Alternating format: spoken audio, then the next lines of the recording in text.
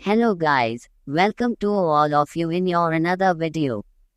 Video शुरू करने से पहले एक रिक्वेस्ट, कृपया पूरा वीडियो देखें। हो सकता है कि आप आज अपनी लाइफ की सबसे अच्छी कहानियों में से एक देख रहे हो। अगर आप बीच में छोड़ देंगे तो आपको कभी पता नहीं चलेगा कि ये कहानी क्या थी। चलिए शुरू करते हैं। अगर कभी कोई चोरी या झूठ की बात करता तो गोचू इन दोनों में मास्टर था। वो कोई भी चीज चुरा ले जा सकता था जो भी उसके हाथ लग जाती।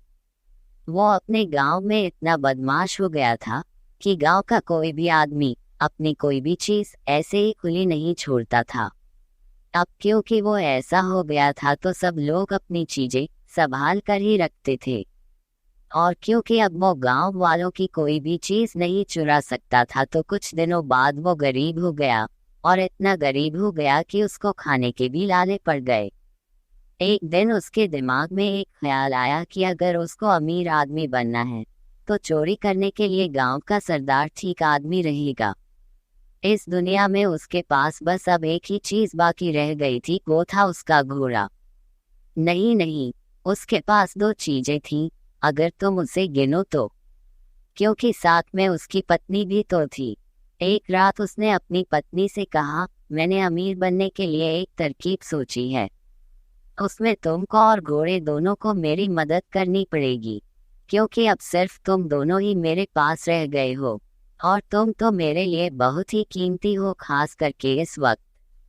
अपनी तरकीब को काम में लाने के लिए मुझे तुम्हारे सोने के हार की जरूरत पड़ेगी जो मैं अपने घोड़े को दूंगा। अगले दिन उसने अपनी पत्नी का सोने का हार लिया और उसके कई छोटे छोटे टुकड़े कर दिए। उनमें से एक टुकड़ा उसने घोड़े के खाने में मिला दिया। बाद में जब घोड़े ने लीद की तो उसमें वह सोने का टुकड़ा चमक रहा था। उसने फिर एक बार घोड़े के खाने में एक सोने का टुकड़ा मिला दिया और उस घोड़े को और उसकी लीद को लेकर वह सरदार के पास पहुंचा। जब वह सरदार के घर में घुसा तो उसने फर्श छूकर उसको सलाम किया और आवाज लगाई, सरदार अमर रहे। सरदार बोला, उठो मेरे बच्चे गोचू, कहो कैसे आना हुआ। गोचू बोला, सरदार मेरे पास एक बहुत ही खास खबर है जिससे आप दुबई और इजिप्ट दोनों देशों के सारे सरदारों को मिलाकर उन सबसे भी अधिक अमीर बन जाएंगे। सरदार ने पूछा, तब तुम वह खबर अपने ही पास रखकर खुद ही अमीर क्यों नहीं बन जाते। गोचू ने पोलाइटली जवाब दिया, क्योंकि इतनी अमीरी तो सिर्फ सरदारों को ही अच्छी लगती है जहां पना। अगर मैं इतना अमीर बन गया तो मुझे पूरा यकीन है वह खजाना मुझसे आप ले लेंगे। इसलिए मैंने ये सोचा कि उसे मैं आपको अपने आप ही दे दूं। सरदार बोला, गोचू तुम बहुत ही अक्लमंद आदमी हो, बताओ क्या खबर है। तब गोचू ने अपना घोड़ा और उसकी लीद सरदार को दिखाई। सरदार को ऐसा घोड़ा देखकर बहुत आश्चर्य हुआ जो अपनी लीद में सोना निकालता था। इससे पहले कि वो अपने आश्चर्य पर काबू पाता कि इतने में घोड़े ने फिर से लीद की और उसमें भी सोने का एक टुकड़ा चमचमा रहा था। सरदार ने पूछा, तुम इस घोड़े का क्या लोगे? और देखो ठीक दाम बताना, क्योंकि तुम ये जानते हो कि मैं तुमसे वह घोड़ा बिना कुछ दिए भी ले सकता हूँ। गोचू बोला, मैं हमेशा ठीक ही बोलता हूँ जहाँ पना। आपके एक बहुत ही छोटे नौकर की हैसियत से मैं इसका दाम सिर्फ 100 सोने के सिक्के और 100 चांदी के सिक्के मानता हूँ। फिर उसने सरदार के आदर में अपने दोनों हाथ अपनी छाती से लगाए और उसके अपने दाम लगाने का इंतजार करता रहा। सरदार बोला, उठो मेरे बच्चे, तुमको 100 सोने के और 100 चांदी के सिक्के मिल जाएंगे। और इसके साथ ही उसने अपने नौकरों को गोचू से घोड़े का मामला तय करने के लिए बोल दिया। गोचू को तो यकीन ही नहीं हुआ कि सरदार इतना दयालु था। गोचू फिर बोला, ये देखने के लिए कि कोई आपका सोना चोरी न कर ले आप घोड़े को अलग रखिएगा और अपने बहुत ही यकीन के नौकरों को 2 हफ्ते तक उसकी सिक्योरिटी के लिए रखिएगा। उसके बाद आप अपने कुछ नौकर उस सोने को घोड़े की लीद से अलग करने के लिए लगाएगा, जो उस काम को आपके बहुत ही यकीन वाले लोगों की देखरेख में करेंगे। इतना कहकर और अपने पैसे लेकर वह वहां से चला गया। 2 हफ्ते बाद उस घोड़े को जहां रखा गया था वह जगह उसकी ईद से भर गई। सरदार के नौकरों ने वह पूरी ईद छान मारी, पर उसमें तो उनको सोने का एक टुकड़ा भी नहीं मिला। ये देखकर सरदार गुस्से से भर गया। उसने गोचू को बुलाने के लिए ये कहकर अपने आदमी भेजे कि उस कमीने को मेरे पास जिंदा लेकर आओ, और अगर वह ना आए तो उसको मार दो और उसका मरा हुआ शरीर लेकर आओ, ताकि मैं उसको गिद्धों को खाने के लिए फेंक सकूं। गोचू तो इसके लिए तैयार ही था, क्योंकि उसको मालूम था कि सरदार उसको बुलाएगा ही, क्योंकि उस घोड़े की लीद में सोना तो निकलना ही नहीं था। सो जैसे ही सरदार के आदमी उसके पास आए तो उसने अपनी पत्नी को भी साथ लिया और उनके साथ चल दिया। उसने अपनी पत्नी को अपना प्लान पहले से ही बता दिया था। जब हम सरदार के पास पहुंचेंगे, तुम जो कुछ भी मैं कहूँ उस हर बात पर बहस करना और उसको काटना। इस तरह हम आपस में लड़ेंगे और वहां से आगे मैं देख लूंगा। गोचू ने एक सोने का टुकड़ा लिया और एक मुर्गा खरीदा। फिर उसने उस मुर्गे को मारा और उसका खून एक सांप की खाल के थैले में भरकर उस थैले का मुंह बांधकर अपनी पत्नी के गले के चारों तरफ बांध दिया। उसके बाद वे सरदार के पास चले गए। सरदार के घर आकर गोचू ने उसको झुककर सलाम किया और बोला, सरदार अमर रहे, जहां पनाह ने मुझे बुलाया।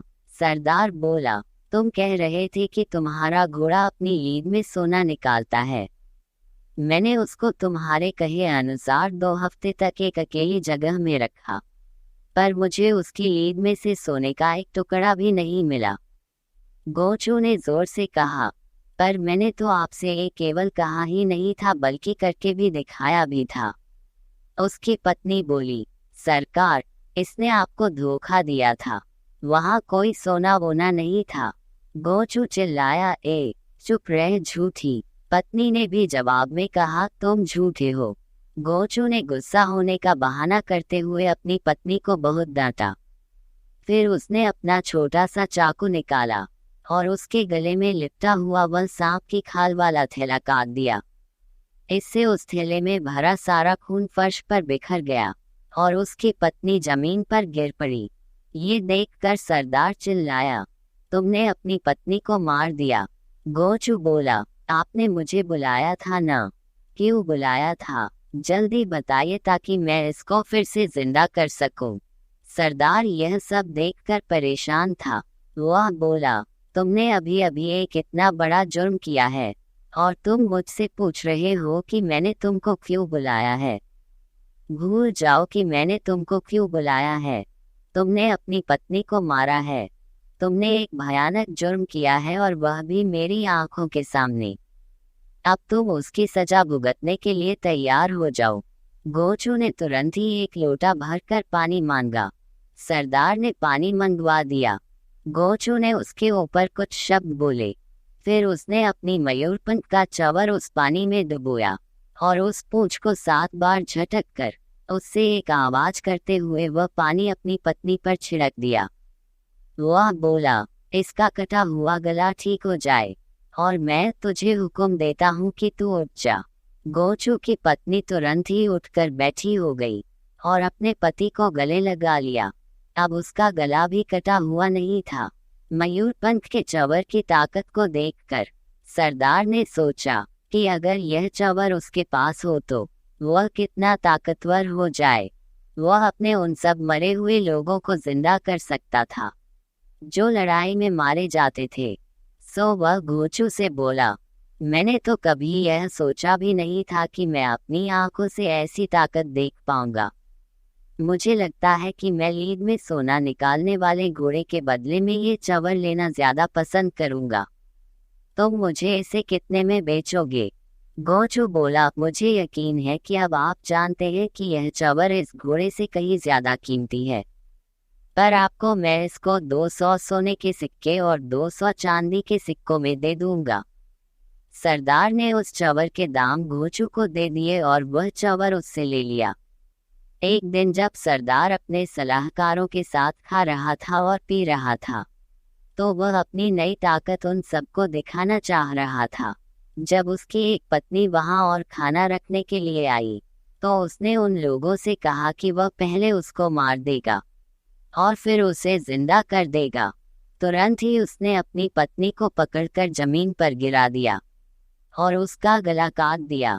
उसका एक सलाहकार ये देखकर घबरा गया और चीख पड़ा, सरदार, ये आपने क्या किया? आपने तो उन्हें मार ही दिया। सरदार बोला, ठीक, अब हम खाना खाते हैं और पीते हैं, बाद में मैं उसको जल्दी ही जिंदा कर दूंगा। पर उसके सलाहकारों को तो चिंता हो रही थी। उन्होंने सरदार को उसे जल्दी ही जिंदा करने को कहा।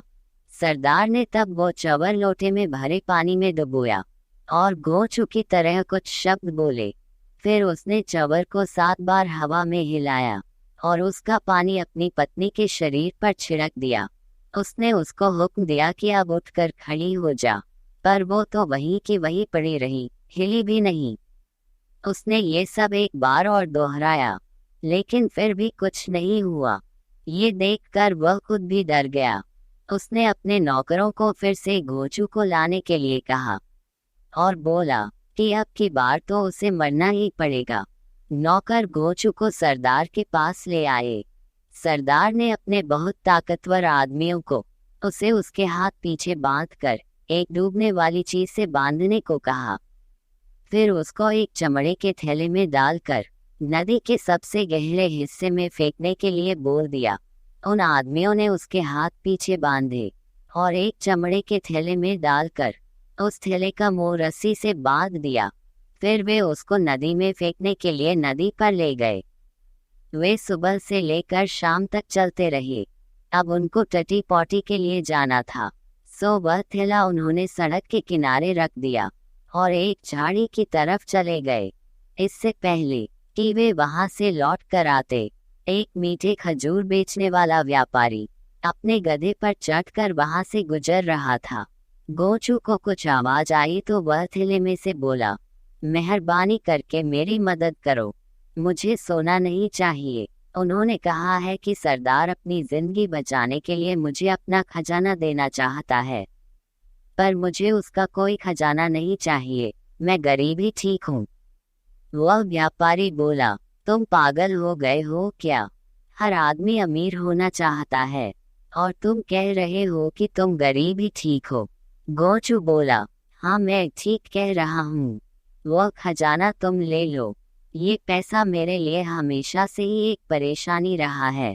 तुम मुझे खोल दो और तुम मेरी जगह इस थैले में बैठ जाओ। मुझे वह खजाना नहीं चाहिए, वह खजाना तुम ले लेना। व्यापारी ने तुरंत ही वह थैला खोला, गोचू को बाहर निकाला और खुद उस थैले में बंद हो गया। गोचू उस व्यापारी के मीठे खजूर उस गधे पर लेकर वहां से चला गया। जल्द ही सरदार के आदमी टटी पॉटी करके वापस आ गए।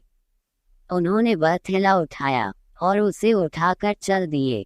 उनमें से एक बोला, सो आखिर गोचू तुम हमारे हाथ लग ही गए।